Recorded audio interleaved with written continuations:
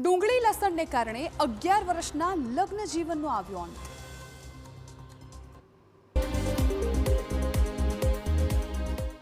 અમદાવાદમાં છૂટાછેડાનો એક અજીબો ગરીબ કિસ્સો સામે આવ્યો।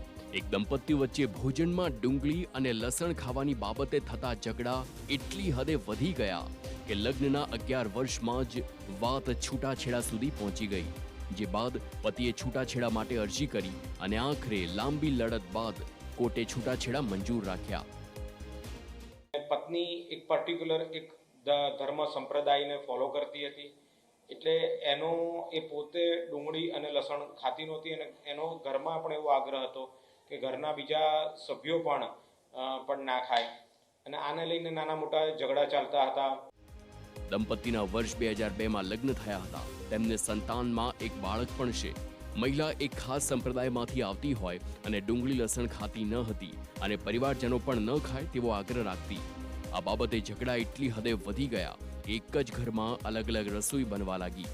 દંપતી વચ્ચે અવારનવાર ઝઘડા બાદ પત્ની વર્ષ 2013માં ઘર છોડીને જતી રહી હતી।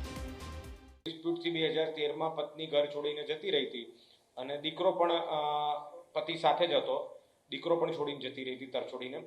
પછી પતિએ નામદાર ફેમિલી કોર્ટમાં ડિવોર્સ માટે પિટિશન કરી ક્રુઆલિટીના ગ્રાઉન્ડ ઉપર, અને પુત્રને પણ સાથે નહોતી લઈ ગઈ, જે બાદ પતિએ છૂટાછેડાની અરજી દાખલ કરી હતી।